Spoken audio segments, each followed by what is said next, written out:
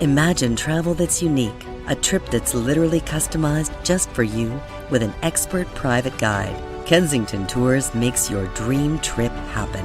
See the world differently. Visit kensingtontours.com today. What happens in the sky affects life down here on Earth. The Celestial Compass shows you how and guides your way with astrology you can use from professional astrologer Kathy Biehl. Every episode features her light-hearted, practical forecasts and navigational tips, blended with humor, optimism, and a love of patterns, symbolism, and pop culture references. Kathy translates technicalities into concepts that apply to real life. You'll learn how the current moment ties to where we've been, from the recent past to cycles that last happened years ago, and get a look at where we're heading. And much more, from special topics to special guests. The Celestial Compass, enlightening, entertaining, and empowering. Here's your host, Kathy Biehl. Greetings, Earthlings. This is Kathy Biehl of EmpowermentUnlimited.net, welcoming you to another episode of Celestial Compass. We are in the thick of our Pluto in Aquarius orientation phase as I record this.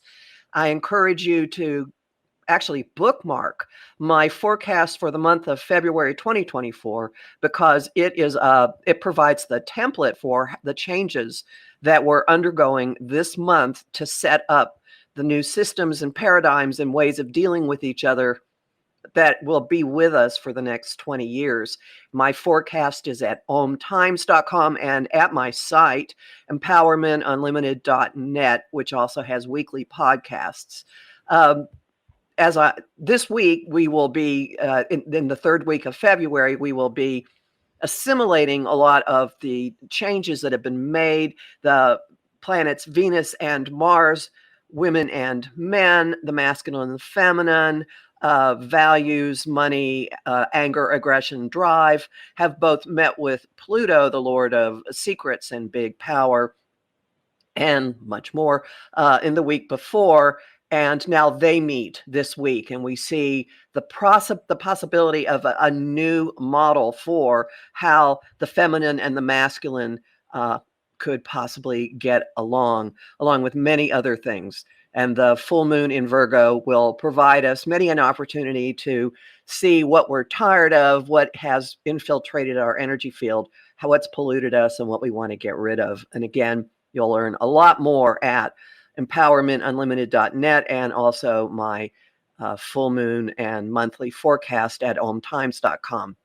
And enough of that. We're going to have a lot of fun today. I am very happy to welcome back Alex Miller, a professional writer and astrologer, author of The Black Hole book, detailing deep space points in astrological interpretation, and the forthcoming Heaven on Earth, a comprehensive study of asteroids, both mythic and personal, and it's asteroids that form the focus of the conversation that Alex and I will be having.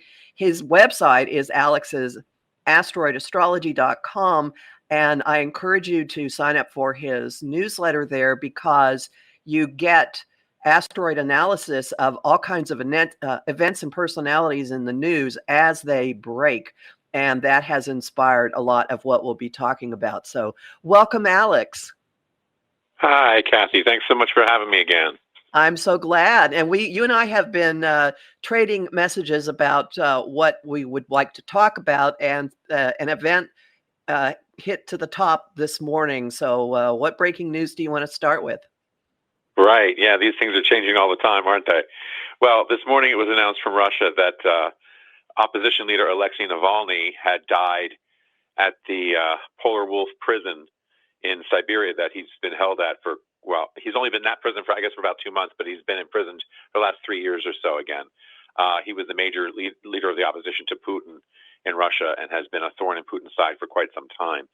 He apparently was in good health and good spirits yesterday. He appeared on a video, laughing and joking, seemingly well. And then this morning he took a walk, returned feeling unwell, and shortly collapsed and was unable to be revived. So as far as I know, that's the latest detail we have on it.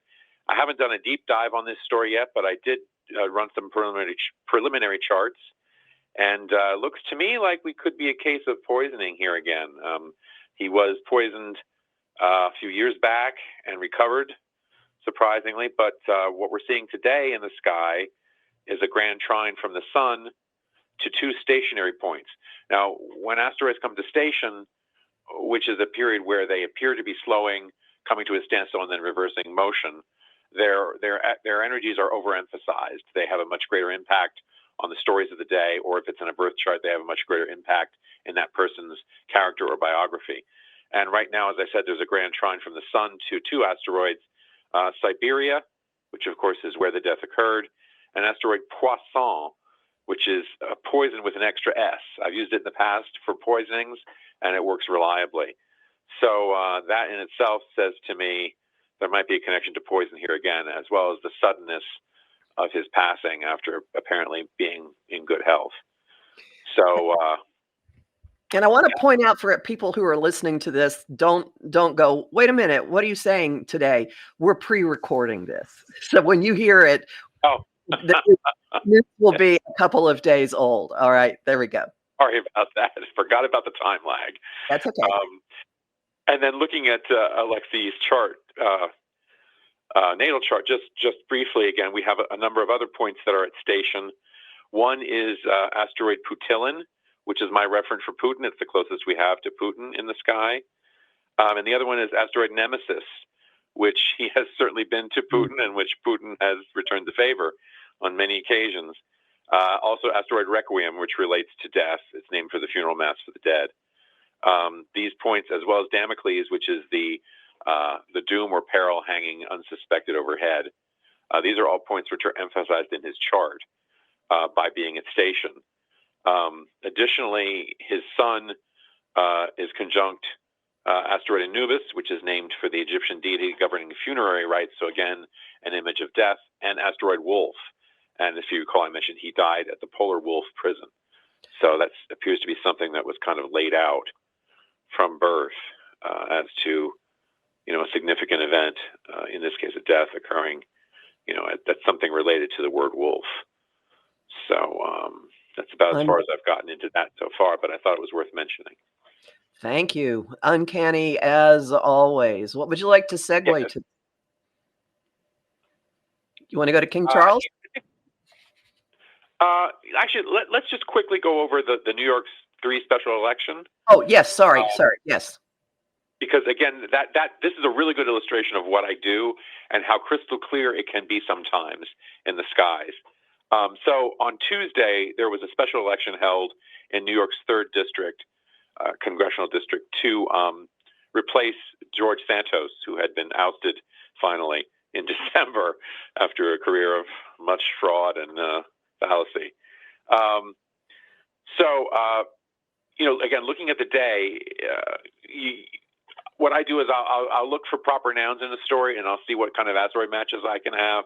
From that, I plug them into the chart, along with obviously the planets that everyone's familiar with, and we see what comes up.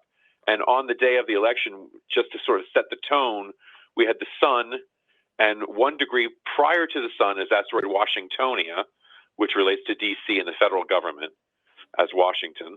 And then 1 degree after the sun, we had asteroid House, which relates to the House of Representatives. So you can see for the day, the focus is going to be on the House of Representatives in Washington, which it was. As you know, there's a very slim Republican majority there, and it was the Republican seat that was vacated. So they're trying to hang on, and Democrats want to get a little bit closer to their own majority. So that was the focus of the day. And when we look from there, we see again a grand trine with 2 stationary points. The first one is Democritos. I'm sorry, this is not part of a grand trine for this. I apologize. That comes a little bit later. I'm ahead of myself. But there are 2 stationary points. One is Democritos, an asteroid called Democritos, which clearly is a stand-in for Democrat. And the other one is Victoria, which is named for the Roman goddess of victory. So first we're seeing a focus on a Washington House of Representatives seat.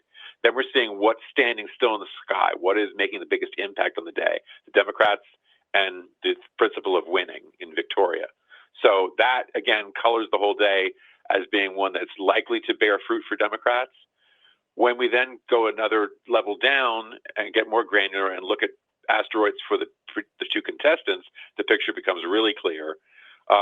The Democrat running was Thomas Suozzi, and the Republican, and I apologize if I don't have the pronunciation right, is Mazie Philip. M-A-Z-I is her first name. P-I-L-I-P is the second name. So to begin with Tom Suozzi, there is an asteroid Thomas, and as an asteroid astrologer, I'm always very gleeful when I find an exact match because there's no wiggle room there. It's the more precise the match, the better the show is going to be in the chart. And we find, in fact, that asteroid Thomas is exactly conjunct Mercury on that day. Now, Mercury rules the vote process itself and the decision by which the decision-making process by which people choose who they will support.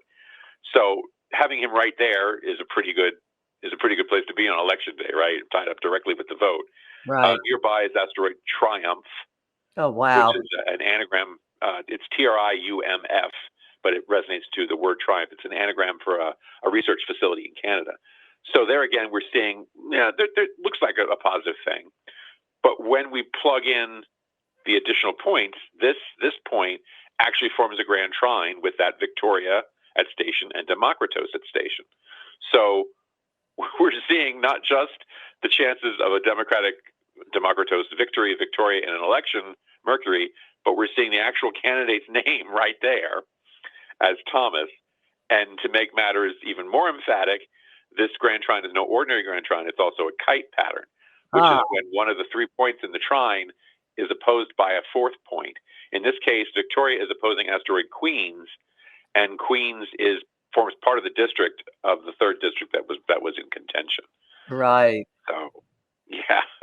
Now, we don't have good matches for his opponent, but I have three that approximate the name Mazie,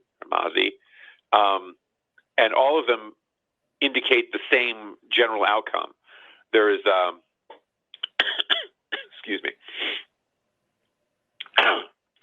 there's asteroid Massa, M-A-S-A, and that appears squared to Saturn, which is an image of loss or restriction or limitation. There's asteroid Masi, M-A-S-I, and that is, pause for a second while I find that out. That is in a T-square with Neptune, which brings disappointment, and an asteroid Not, which is a general disqualifier or symbol of negation. And the final point, asteroid Maza, M-A-Z-A, is conjunct Not and opposing Neptune. So we have three ideas there that she's not going to be successful on the day. And in addition, Thomas is squaring asteroid Nike, which is the Greek goddess of victory.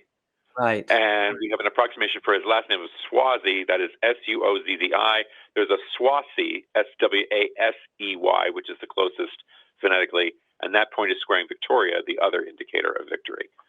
So this was a great chart to illustrate how specific this can all be and how accurate it can be to an outcome. That is just truly astonishing. Thank you for taking the time of going through all that. Yeah, I come across this every day. When there are big stories, small stories, it's just phenomenal. I don't understand how it works, but it certainly does seem to have an application. So do you want to move on to King Charles now, since I let's do that. So on the 5th of February, Buckingham Palace announced that King Charles III had received a cancer diagnosis. They haven't been specific about what type of cancer or where it's located, but piecing together the sort of skeletal report from Buckingham Palace and some comments by PM Rishi Sunak, it appears that it was discovered when Charles went in for a procedure the month before to reduce an enlarged prostate. The palace did specify that it's not prostate cancer. That was benign as expected, but something during that procedure turned up something else. Now, having been through this myself, I understand what the part of the procedure would involve inserting a camera into the urethra, which would go not only to the prostate, but right past through to the bladder. If we know that the prostate is benign, then I'm assuming there may be some issue with that they found in the bladder, took a sample, and found it to be cancerous. That seems the most likely thing from what I understand of the situation, but it's not been confirmed. So on the day that the announcement was made, which was after the diagnosis and well after the procedure, but is our first public record of the situation, so you can use that as the chart for the incident as well. On that day, we have an exact conjunction of Pluto with Mercury. Mercury, of course, is news, announcements, things of that nature. Right. Pluto, in addition to being the modern lord of death, rules Cancer. And these are, in fact, exactly squared to Charles's natal moon, which rules health generally. So that's sort of the bare bones from a planetary perspective. But again, when we add in the level of refinement that asteroids can bring, we see a lot more going on here. And it's not a positive prognosis from a celestial level, but we also have to remember that the cosmos doesn't necessarily keep up with the current cutting-edge med-tech science on planet Earth. It's running on a different clock, so to speak. If this diagnosis had been received, 100 years ago, it probably would have been a death sentence. Mm-hmm. And that's what's reflected in the chart. That doesn't necessarily mean this is going to result in that for Charles. It's just showing the potential for that to be an outcome. By all accounts, this is something that was discovered early, which is always a good sign. Obviously, as King of the United Kingdom, he will be receiving the best medical care available. So we have to hope that his medical prognosis is better than his celestial one. But from a celestial standpoint, it doesn't look all that good. We have across the ascendant-descendant axis for the time of the announcement, which was about 6 p.m. GMT in London. We have on the one hand an exact. Now here we're getting a little hampered because we don't have a Charles asteroid exactly, but there are a number of different variations of that in English and in other languages that we can use for markers, which I have used successfully for Charles III and other Charleses in my research. One of them is asteroid Charlene, which is one of the two closest in English, obviously a feminine version. Charlene is on the descendant exactly conjunct Damocles, which is the threat of doom or destruction hanging overhead. And these oppose asteroid Charlotte, which is the second closest to Charles in English, another feminine version, which is on the ascendant with asteroid Graves.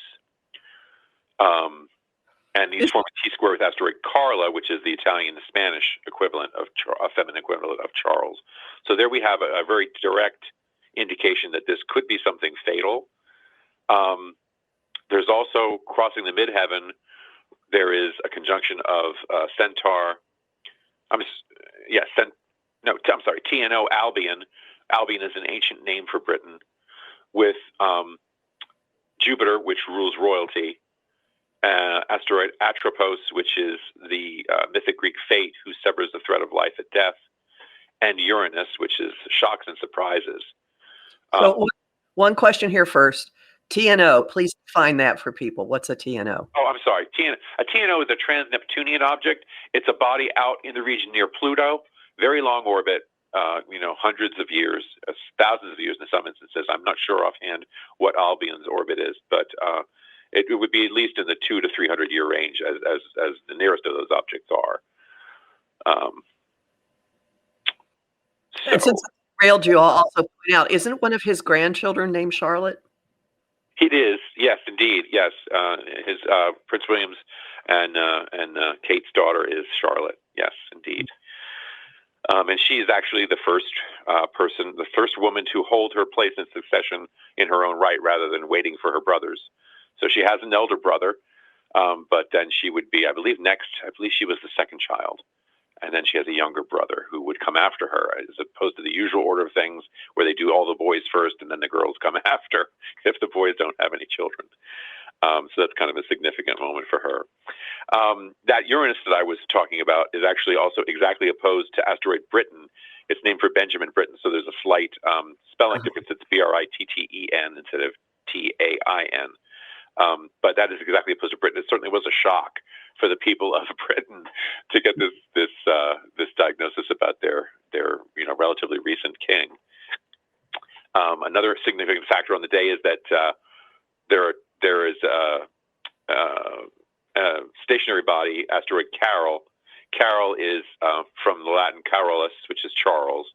It's, as I said, it's that station. It turned direct 3 days after the diagnosis was released, and stationary points again represent significant turning points for the individuals for whom they are connected. And in its own right, Carol is opposing the moon on the day, and again we're back to health issues. So it looks like a major health crisis or turning point for Charles in that pattern alone. We also have asteroid King exactly squared to Chiron, which is wounding, sometimes the incurable wound. Hopefully that's not the case here. There are a lot of other peripheral things, but we don't need to go into all those. But there are a lot of other secondary markers of the situation. I think that suffices to make the point, however. Right. So this is definitely something to watch, especially because that Mercury Pluto conjunction happened at 0 Pluto. Yeah. 0 Aquarius, and Pluto's going to come back to that twice this year. So yeah. He was also at 0 when he was coronated last May. So. Oh, that's right. That's right. It was in that little window. So. Yeah. So it's all there. It all already. Okay. So who do you want to go to next? Why don't we do the E. Jean Carroll verdict against Donald Trump? She actually she's the writer who has now. I mean, it hasn't been criminally proven, but civilly has held Trump liable for sexual assault, which the judge in the case defined as what an ordinary person would consider rape. When she was at a dressing room at Bergdorf Goodman's with him, and then sometime in the 90s, and after she came forward with the allegation when he was president, he defamed her quite a bit in public, called her crazy, ugly, said never happened, blah blah blah. There was a trial last spring that ended with her being vindicated, and him being found civilly responsible for, I believe it was $5 million at the time. Yes, but Donald has a difficult time controlling his mouth, and he kept defaming her, so she sued him again. And in this instance, the case there was a summary judgment because he'd already been proved guilty of defamation, so they didn't have to have that phase of the trial. There was a secondary phase whereby they would determine how much the damages would be, and he defamed her right up through the trial. But as far as I know, he hasn't said a word since, and that may be because on the 26th of January, she was awarded $83 million in damages, punitive, and such. So on that date, we have again some interesting points at station. We have asteroid Themis. Themis is named for the Greek goddess of justice, and not only is it at station, it is exactly on Trump's natal midheaven. And we have, not too far away, we have asteroid Justitia, which is the Roman version of justice, and that is conjunct asteroid Elizabetha.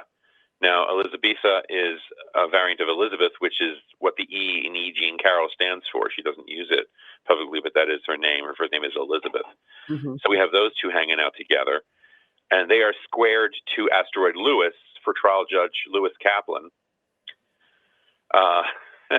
The lawyers get on the act here too, but I don't want to get that far into the weeds. The day itself showed a square from the sun, an exact square from the sun to an exact pairing of Nike and Jupiter. And Nike is again, that winning, and Jupiter is big. Jupiter is big. Right. Jupiter financially rules the millions, right? So she got 83 million on the day that the sun squared Nike and Jupiter. So we have that element to it as well. And then in the sky, we also have asteroid Carol, which we encountered as a marker for Charles, but which which is her surname. Now, her surname has the double R and the double L. This one has only single each, but it's the same word. and that's squared to asteroid Trumper, which is our variation for Trump that we use in the sky, and they are squared to each other, showing the conflict between them. And with Trumper is asteroid, rather with Trumper is Neptune, which again shows disappointment or something that's going to bring you down, as you contemplate the ramifications of it. It's How about impressive. defaming? I mean, it could be defaming as well, right? Yes, for sure. Same For sure. It does relate back to that. Yeah. Yeah. And Pluto is again at 0 Aquarius, and from there it is exactly squaring to Trump's natal asteroid Aristeas, which is a notable rapist in Greek myth. So we have again Pluto ruling criminality, among other things, squaring Trump's Aristeas when he has been given a verdict relating to a sexual assault. And I think that's about. Networks make it possible to share data from lots of places, like a bird sanctuary. But to make them powerful enough to deliver new opportunities at the edge, you need CDW and Aruba. CDW experts can help design and implement an Aruba Edge Services platform which unifies, secures, and automates network environments everywhere, so you can translate data into innovation. I know, it's pretty cool, huh? Aruba makes visibility at the edge possible. CDW makes it powerful. Learn more at cdw.com/Aruba. The best thing we have here. Yes. Well, you're doing that. I'll just clarify a little lawyer hat here. This the second trial was actually the first one that was filed. And it went up. He had an immunity claim, and that went through the courts. And meanwhile, her second case went to trial, state level. She got that, and then the federal one followed. So, right. You're right. He has been quiet since then. Interesting. Anything there about silence? I hadn't looked for that, but I'm sure it's in there somewhere. And speaking of silence, we're going to take our break right now. So hang on. We got lots more really juicy stuff for you. Be back in a couple of minutes. Welcome back to Celestial Compass. I'm Kathy Biehl, and we're talking today with Alex Miller, Asteroid Astrology, who has been dishing up on current events. Do you want to stay with politics for a little bit, or do you want to dive into more pop culture? Or why don't we mix it up and do something a little lighter, lighten the mood here? It may have come to your listeners' attention that last week we had a kind of a milestone anniversary of a watershed event, the 60th anniversary of the appearance of the Beatles on the Ed Sullivan Show, their first American television debut on February 9th, 1964. It certainly was a time that propelled the group along their path to superstardom and got them much more out there in view of the public. And when I saw the story on the news that morning, I thought, that might be something interesting to look into, to see what was going on, excuse me, back in the day. So, again, I'm always pleased to find exact matches for things. And it's even better when not only is the match exact, but the point is named for the individual involved. So we do actually have an asteroid called Beatles, named for the group. Wow. And an asteroid for each of the four members' surnames, Lennon, McCartney, Harrison, and Starr. So looking back at the 9th of February in 64, we see, again, at station, that all-important turning point in an asteroid's life, we see asteroid Beetles is at station. Oh, wow. And closely opposing Jupiter. So, yeah, a planet of luck and fortune and celebrity and fame and expansion on the day when they really broke out of the sort of, England box and went global to some extent. Also on the day, just in general, in planetary terms, we had a conjunction of the Sun with Mars and Saturn, which is putting a focus, which would be the Sun, on career matters, which is Saturn, and funneling a lot of energy into that, which is Mars. And this all squares Neptune, which relates then to the music industry.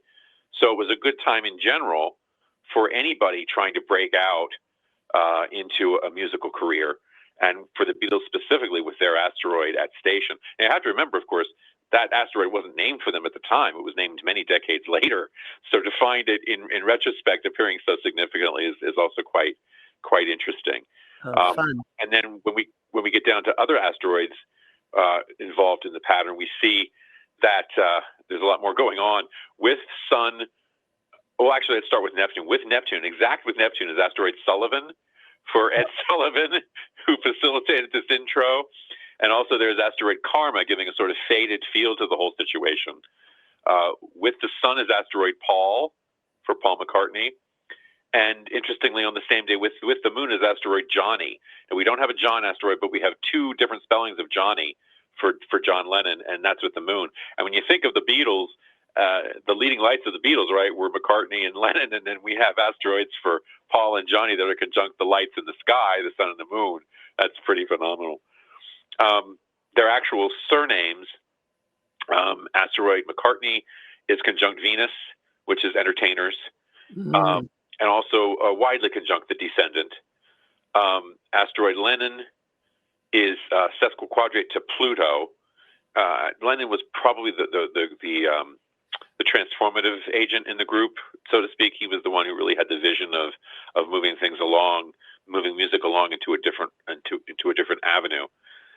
Along with the Moon, we also have asteroid Star for Ringo, and asteroid Harrison is semi-square to Jupiter, so tying into that celebrity factor as well. And that was a really significant moment for not just for the Beatles, but really for global pop culture and the music industry as well. And moving to something a little more recent, why don't we talk a bit about Taylor Swift? Yep. This one just came across my radar a few days ago. I believe at your suggestion. I believe so. It's making a wonderful article that I'll be posting on the site before this airs. So interesting with Taylor. She, a lot of times in an individual's chart, PNAs, that's my abbreviation for personal named asteroids, things like, Charles and Jones and Smith and Alex and whatever. They will oftentimes, most typically, I have had very rare exceptions on this, and usually in an untimed chart where I can't verify that it's not the case, but they will typically show up in connection to the Sun, the Moon, the Ascendant, or possibly Mercury, which rules the naming function. And Taylor Swift has this in spades. Asteroid Swift is exactly conjunct her Sun. Oh, wow. And asteroid Taylor is exactly trine the Sun and at station. So someone who has their own asteroid at station really has the potential, when it's an exact match, to really make a huge impact on the planet. Obviously, this isn't going to work out for everybody in every circumstance, but when their factors collude and join in the party, they can really make an impact. The example that comes to mind most readily is Diana, Princess of Wales, who had asteroid Diana at station not only at her birth but also at her death. And sometimes they become sort of mononymous individuals known by just the one name. I don't think Taylor's quite there yet, but she's getting there. Well, Swifties, yeah. Yeah, right. Now, in addition, here's an example of how you can kind of tweak an asteroid to make it work, the circumstance. There's an asteroid called Sonbird, Sonbird. If you add a G into that, it becomes Songbird, and that's also conjunct her Sun.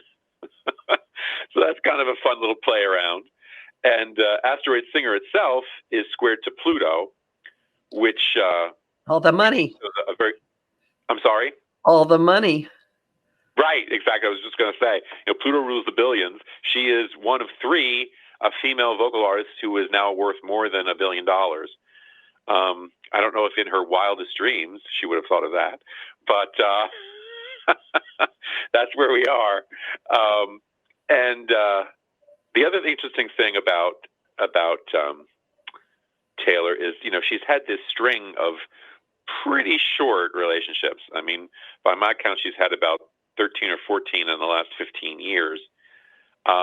And that can be directly attributed to asteroid Aphrodite at station. Aphrodite is the Greek version of Venus, but she's not as focused on long-term relationships as Venus is. She likes the romance. She likes the chase. She enjoys briefer affairs. She's in it and out, And I think that, again, as a stationary point, it forms a really, really strong portion of Taylor Swift's character.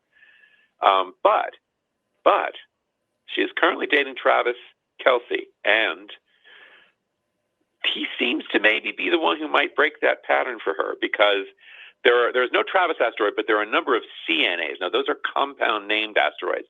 They take the first and the last name, they string them together as one word. But for astrologers, they can be separated and used for either first or last name. There are 5 Travis beginning asteroids. One of them, Travis Turbyfill, is also at station and conjunct Taylor. Oh, my. Interesting. And from there, it opposes, no, I'm sorry, no opposition there. I got ahead of myself. There's a second Travis variant that is at station also, Travis Carter. And Travis Carter is not only at station, but it squares Venus. Sorry, not Venus. Where's my tongue today? It squares the asteroid Juno, which is named for the Roman goddess of marriage, and is conjunct asteroid Valentine, which of course brings up the images of romance that we all associate with Valentine's Day. So with two of his reference at station in her chart, he could have some staying power here. I would not be at all surprised to find that there's a longer duration relationship coming out of this. In his own chart, he has one of his asteroids, Travis Brown, exactly conjunct asteroid Singer. So there's a connection there between them. And his asteroid Swift conjoins Venus and Eros, which is about romantic passion. And asteroid Taylor, let me just get myself together. Okay, asteroid Taylor is exactly squared to an exact conjunction of 2 other Travis asteroids in his chart. Those are Travis Barner, and Travis Carter. So there's a lot of stuff going on in his chart that relates to Taylor as well. And that might be where we're headed here. Who knows? Very, very interesting. Thank you. So you want to dip back into the sordid cesspool of politics? Yeah, we could do that. Let's talk about the Ron DeSantis fiasco, shall we? Please. That campaign is probably the best proof we have that DeSantis does not employ an astrologer, but should. It was begun May 24th of last year with an exact Sun Nemesis conjunction. Now, the Sun is the core of the campaign. It's its focus, right? And Nemesis is not just ruin and destruction, but it's something that's often self-created. You're self-defeating when you come to this with your chart, right? He's his own worst enemy. Right, exactly. That's bad enough, but he suspended the campaign on the opposition between Sun and Nemesis from the same cycle. So he's kind of gotten to that full moon fruition point. Oh, this isn't going anywhere. And he backed out. And he did it when there's an asteroid, DeSanti, Disanti, which is the closest we have to DeSantis. And that was its station, and it was turning direct. And guess where? Right on top of that Sun-Nemesis conjunction from the start of the campaign. Don't tell me astrology doesn't work. I love this. So we definitely have a clear sign there that this isn't going. It's a bad chart in general. I mean, I will say this: the actual timing of the announcement in narrow terms was very well done. It came with Mercury conjunct White House, asteroid White House, and Jupiter, which rules politics, and it was right over the descendant. That's great, but the rest of the chart just doesn't work for him. There's a Mars Moon conjunction opposing Pluto. That is an electorate that's not really looking favorably on him at all. And there are other factors that contribute that are just Not things I would have suggested personally. Amongst other things, is there's a conjunction of asteroid Cassandra with America, which obviously America is the U.S. Cassandra represents believability, credibility. They're both at station, and people just didn't find him credible as a candidate, basically, across the nation. He never really got any traction with it. But someone who might have gotten traction and may still at some point is Nikki Haley. Where do I have Nikki? She just slipped through my fingers. I had her. Here she is. I actually did a profile of her a year ago when she announced on Valentine's Day, actually, for her candidacy. And I was blown away by what a great track record she has celestially with victory and how forward she is on election day 24. The problem is she's got to get past Trump to get there. But I think she's extremely wise to stay in the race. If I were her, I'd stay in right to the convention because, not to put too fine a point on it, we've got a 78-year-old and an 81-year-old running against each other. Both men are under extreme amounts of stress for different reasons, and one at least doesn't take care of his health. So either or both of these candidates could be off the board by the time we get to election day. I mean, I don't know what this year is going to be like, but it's going to have a lot of surprises, I can tell you that. So if she's the last person standing when we get to the convention, or if something has happened to hamper him otherwise, if he gets a conviction, in this case that's about to start in next month in New York, you never know in politics. It looks like a lock for Trump, but who knows? I think she's wise to stay in it. And I will say that in the birth chart, she has a couple of factors that definitely incline her towards Washington. She's got an exact conjunction of asteroid Nikki, the traditional N-I-C-K-Y spelling with Washingtonia. And right near there is Nike, that symbol of victory. She has a square from the sun to asteroid White House. She has, let me see here. Well, that's probably about the major indication in the chart of a potential pull towards Washington. Of course, she's already actualized that to some extent by being a member of Trump's cabinet as a UN ambassador. So that may be as far as it goes, or it may go further.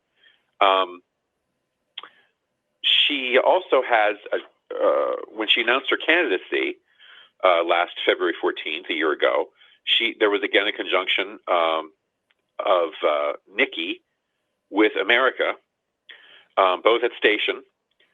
So that's inclining people to look towards her to some extent. That is trining the sun with Saturn, which Saturn represents the presidency. She's also got, let me see here. Well, not that that's that important necessarily, but asteroid Carolina is squaring the sun. That's a reference for her too, as former governor of South Carolina. Right. So again, she's coming into focus that day. And asteroid Haley, or Halley for Halley's Comet, Halley, is conjunct Nike, which again is winning, and also incidentally conjunct Valentine's, which was the day that she announced. The other thing is asteroid Halley, Halle, is conjunct Uranus in that chart, also squared the sun. So there could be a surprise in there for us from her. When she won in South Carolina for the governor's race, her first run for governor in 2010, we had a sun opposite Carolina aspect in a T-square. I'm sorry, a grand cross with that asteroid Halley and Nikki. So she's like all over that chart in that sense. And that's a very similar breakdown to what we're going to see in the 2024 election. We have the sun with an opposition to both Nico, Nikko for Nikki, and Washingtonia. And then there's a T-square here, not a full grand cross, but a T-square with asteroids America and Nikki, which are still together. So I would say if she somehow gets to that position, she's going to win the election in November. I mean, I haven't done a full analysis of that yet. I decided for once to be like most Americans and not think about it until the conventions. But that's a very powerful placement for the day. So she could be in a good position then if she somehow manages to get past Trump and win through to the nomination. Her aspects by transit show that she's definitely a factor in the Yeah. fall. Definitely a factor. Who knows how? Wow. Well, that's very, very interesting. We have just under 10 minutes. Who else? Okay. What else do you want to look at? Well, you know what? Let's lighten it up again a bit. We've got some. We're in Oscar season now. The awards are coming up in less than a month, and I just thought I'd pick a couple of people that I've been profiling recently along those lines. Should I get this? Okay, yeah. So one of the individuals that I've taken a look at recently is Bette Davis, one of my favorites from back in the day in the golden age of Hollywood, and something I found particularly significant.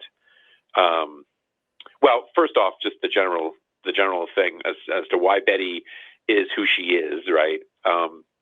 We have her son opposing asteroid actor. So clearly, interested in getting into the theater. And we also have asteroid Oscar. That's Oskar. It's angular on her descendant, and it is squared to asteroid Bette on the midheaven. So again, you're seeing a prominence for her with Bette on the midheaven related to the Academy Awards with the square to Oscar, and both ends of that square being angular is significant also of increased importance or emphasis in her life. But what I found really interesting about her story was she got off to a really slow start. She was almost rejected. Well, she failed several screen tests, and then she Carl Freund, who was the chief cinematographer at Universal, suggested to the owner that he take her anyway because he loved her eyes, as did Kim Carnes many decades later. But so they took her. They had her under contract for a year. She made 6 films, all of which flopped. So they said, "Okay, see you later." But Warner Brothers picked her up, and in the next 2 years, they cast her in 20 films. Most of them, again, were flops. But she made this breakout role in 1934 in A Human Bondage as Mildred Rogers, this sort of slatternly, down on her luck kind of trampish waitress in that story, but by Somerset Maugham. She wasn't nominated that year, even though it was a really incredible performance that would create a lot of buzz. And there was such a backlash against that at the time the awards were chosen by like a governing body in the Academy of Motion Picture Arts and Sciences. There was a huge backlash against that, and they started a writing campaign that was actually supported by one of the other nominees, Norma Shearer. And Bette, though she wasn't technically on the ballot, she came in third in the voting that year. And that actually caused the organization to change to a membership voting system rather than them picking who they should, So the members essentially picked the nominees and then the winner as well. But in her chart, this is the fascinating thing. It's again, Mildred Rogers is the name of the character. Exact matches for both names, which we love to see, right? Yeah. So we've got asteroid Mildred at station, right? Again, denoting pivotal importance. It's in a grand trine with Saturn, which is her career, and Jupiter, which is celebrity and fame. But there's again a kite right opposite from Mildred is asteroid Rogers. So we have at her birth both names of the character that would propel her to a successful career and fame, sitting right there just waiting for her to grab that role. And a year later, after she failed in the writing campaign, she was actually selected as Best Actress for her work as Joyce Heath in the film Dangerous. And at the Academy Awards presentation, that was in 1935 was the film. The awards were in March of 36. At that ceremony, we have asteroid Heath at station opposing Joyce, and it's squared with asteroid Actor. And we have asteroid Oscar squared to both asteroids Bette and Davis. She won again 3 years later for Jezebel, where she plays Julie Marsden. We've got the son opposing Davis on the night she won that award. Oscar in a Grand Cross with asteroids Marsden, Julia for Julie, Jupiter, which again is that famous celebrity, and asteroid Nike, which is winning. So again, it's all laid out there, and it's not just at birth; it continues throughout the life as as we reach important moments, and the skies continue to unfold that potential into reality. The other actress I took a look at was Meryl Streep, one of my favorites currently. She is one of the most nominated persons, probably the most nominated actress of all time. When you count all types of awards, SAG Awards, Golden Globes, yada yada, right. She's been nominated over 400 times for performances, and she's won more than 200. I don't know if I mentioned that Betty was the first. I think I did. That she was the first to garner 10 Academy Award nominations. She won twice. Meryl has won 3 times, but she actually has 20. Oh no, I didn't write that down. Nuts. Well, it's about 20 nominations. Wow. And again, in her chart, we're seeing a T-square from the Sun to asteroids Actor and Victoria. So again, the acting profession and a winning record, right? Which she certainly has. There is an asteroid Meryl, Merrill, which is a phonetic match for her name. Now, her given name was Mary, but her father came up with the nickname Meryl for her, which she never really liked, but it stuck, and so she's known as Meryl. But both asteroid Meryl and asteroid Mary are at station in her chart, which is interesting. Her given name and then the name that she became known by early on are in her chart there. She also has Oscar conjunct the MC, whereas Davis had it in square to the MC. But it's also squared to in a T-square with asteroids Kramer and Joanne. And of course, her first winning performance was as Joanna Kramer in Kramer versus Kramer. It's also Oscar is also trining Sophia for her role in Sophie's Choice, and Margarita for her role as Margaret Thatcher in The Iron Lady. Both those are the other 2 movies that she won Best Actress for. Very, very impressive. And that pattern of repeats of her being prominent on the night of her wins, when she won for for the Sophie's Choice, which was Kramer versus Kramer was Best Supporting Actress. Her first Best Actress was for Sophie's Choice. We have Mary conjunct the Sun. Mary, of course, her birth name. Squared Actor. And then we have asteroids Meryl, and there's an asteroid Streep that's named for her. Asteroids Meryl conjunct Streep and Jupiter are squared asteroids Oscar, Nike, and Sophia. So there again, it's kind of spelling it out in plain English, or celestial English, as it were, to what was occurring. Fascinating as always. I really appreciate the amount of preparation that you did for all this. Again, we're talking with Alex Miller. Would you tell people where they can find you and why they should go to your website? Well, yes, the website is asteroidastrology.com. It's, you can sign up for free for updates, and you'll get postings or notifications of when I do new postings. I'm pretty busy right now. There's a lot going on. But I do everything from pop culture to historical events and current events and biographies, and also obituaries when someone of noted fame passes. It'll give you a good insight into just how much is out there for us to discover, and how well it relates to what's going on in your life and the lives of those around you and the lives of those rich and famous.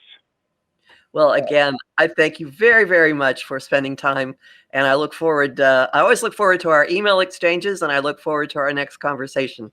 Thanks a lot. Me too. Thank you very much for having me. All right. Bye, everyone. Talk to you again soon.